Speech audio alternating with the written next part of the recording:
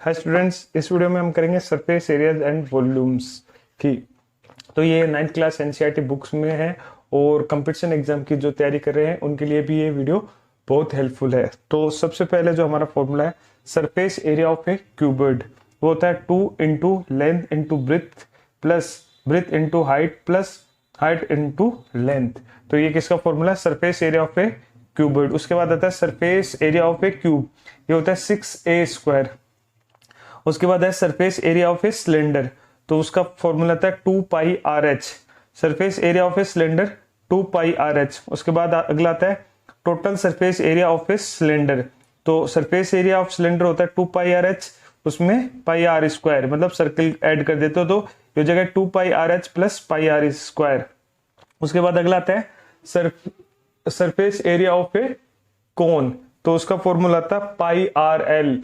Surface area of a cone pi r L, और total surface area of a कोन क्या हो जाएगा? पाई r l. Surface area में circle का एरिया जोड़ देते हैं पाई आर स्क्वायर, तो ये हो जाएगा total surface area of a cone.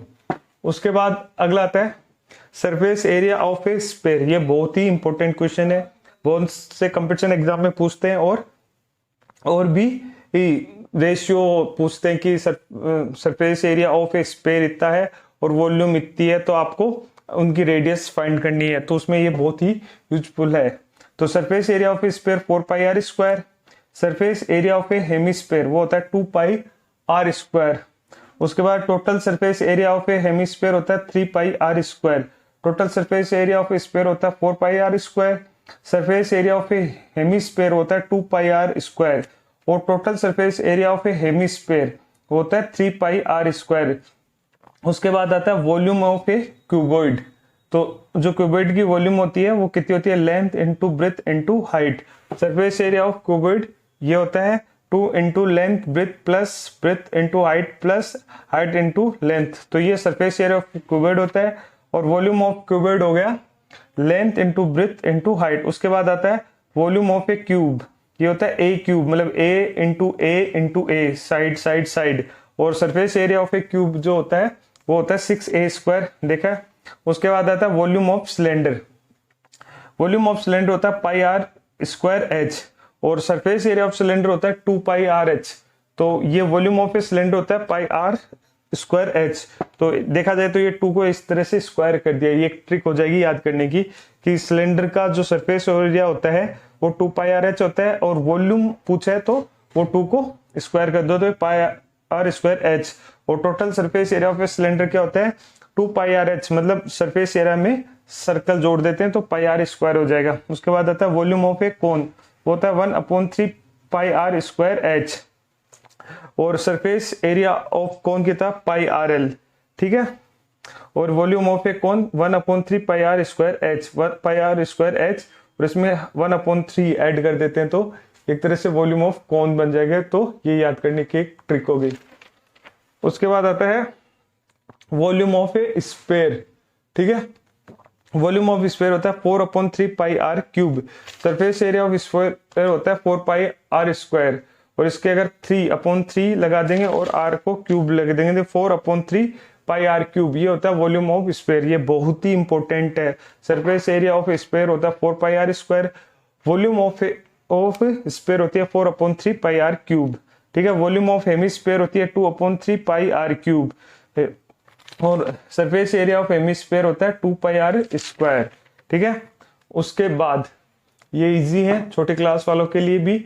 Area of circle होता है pi r square. Circumference of a circle होता है वो होता है 2 पाई आर। उसके बाद एरिया ऑफ रेक्टेंगल होता है लेंथ इंटू ब्रेथ।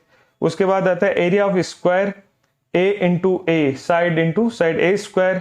फिर अगला आता है एरिया ऑफ ट्राइंगल, तो ये बेसिकली राइट एंगल ट्राइंगल के लिए होता है जिसमें हाइट दी होती है 1/2 up into base into height. उसके बाद अगर जिसमें साइडें मतलब अलग अलग हो तो ये हेरोन्स फॉर्मूले से हम उसको करते हैं। फिर अगला है एरिया ऑफ ए पैरेललोग्राम, उसका फॉर्मूला होता है बेस इंटू हाइट। उसके बाद पैरामीटर ऑफ ए रेक्टेंगल, तो ये होता है 2 into o l plus b, तो पैरामीटर ऑफ रेक्टेंगल होता है, मतलब चारों जो साइड होती है रेक्टेंगल की आयत की उसको ऐड कर देते हैं तो ये हो जाएगा पैरामीटर ऑफ स्क्वायर, इसकी चारों side a plus a plus a, तो ये 4a हो जाएगा।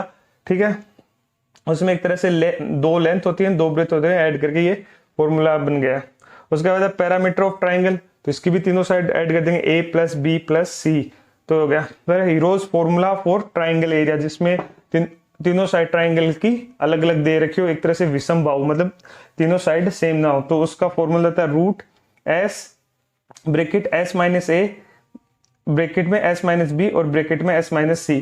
जो एस होता है वो पैरामीटर का हाफ होता है, ए प्लस बी प्लस सी का हाफ। उसके बाद आता है area of trapezium 1/2 into height it multiply b1 plus b2, मतलब जो साइड्स होती हैं उनका सम अपोजिट से। ठीक है, तो ये होता है ट्रेपेजियम का फॉर्मूला, हाइट और जो पैरेलल साइड है उनका सम।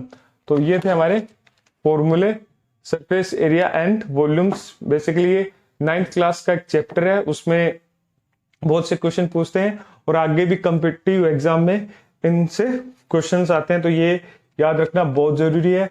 तो आपको इन सब की PDF या इनकी जो फोटो है वो हमारे टेलीग्राम चैनल पे मिल जाएगी, प्रिंस स्टडी टाइम्स के नाम से हमारा टेलीग्राम चैनल है, और उसका लिंक भी आपको डिस्क्रिप्शन बॉक्स में मिल जाएगा। उसके अलावा आप हमें इंस्टाग्राम पे या फेसबुक पे मैसेज करा के भी ये इनकी फोटो मंगवा सकते हैं, जिसको आपको भेज दी जाएगी ताकि आप भी नोट्स बना सके। Thank you for watching, thank you.